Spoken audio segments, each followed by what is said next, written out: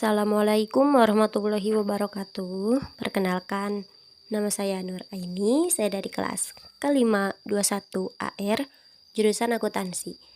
Di sini saya akan menjelaskan mengenai tentang sistem pengendalian internal. Sistem pengendalian internal yaitu merupakan sistem pengendalian internal yang meliputi struktur organisasi, metode, dan ukuran-ukuran yang dikoordinasikan untuk menjaga kekayaan organisasi atau untuk melindungi aset-aset di dalam perusahaan. Dan pengendalian intern ini adalah seluruh data dari suatu bagian yang otomatis akan diperiksa oleh bagian-bagian lain di suatu perusahaan. Nah, pengendalian intern ini juga cukup penting bagi perusahaan karena menyangkut data-data di dalam suatu perusahaan. Karena setiap data yang masuk itu harus diverifikasi. Contohnya kayak laporan kerja dinas, laporan keuangan perusahaan, dan lain-lain. Nah, kemudian tujuan sistem pengendalian internal. Nah, yang pertama ada untuk memastikan kegiatan perusahaan berjalan dengan kebijakan tertentu. Yang kedua, untuk menjaga aset-aset atau keuangan perusahaan. Yang ketiga, untuk mencapai tujuan perusahaan. Yang keempat, untuk menghasilkan laporan keuangan yang akurat dan tepat.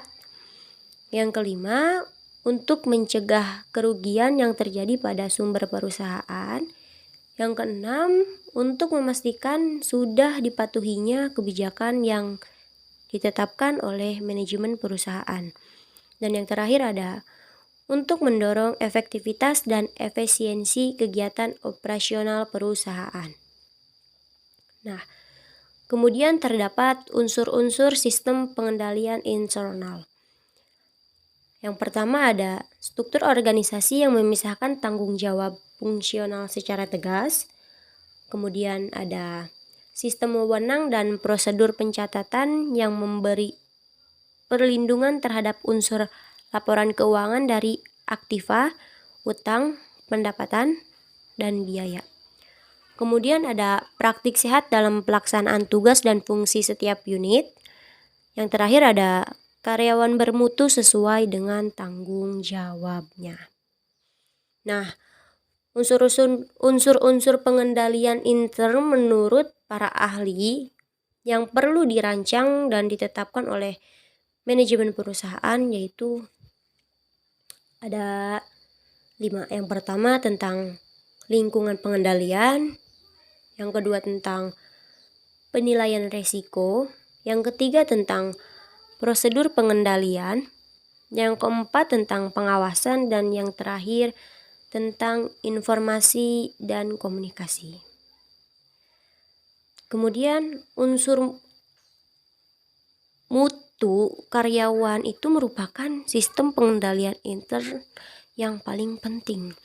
Nah, cara untuk mendapatkan karyawan yang kompeten dan dapat dipercaya itu bisa ditempuh dengan cara yang pertama, seleksi calon karyawan berdasarkan persyaratan yang dituntut oleh perusahaannya. Jadi kita menseleksi calon karyawan itu berdasarkan syarat-syarat yang dituntut oleh suatu perusahaan tersebut. Nah, yang kedua yaitu pengembangan pendidikan karyawan selama menjadi karyawan perusahaan sesuai dengan tuntutan pengembangan pekerjaan. Nah, pengembangan pendidikan karyawan itu jadi selama karyawan itu menjadi karyawan, bagaimana pengembangan dia terhadap suatu pekerjaannya yang dituntut oleh perusahaan tersebut. Mungkin itu saja yang cukup saya sampaikan mengenai tentang sistem pengendalian internal. Sekian, terima kasih. Kurang lebihnya mohon maaf. Wassalamualaikum warahmatullahi wabarakatuh.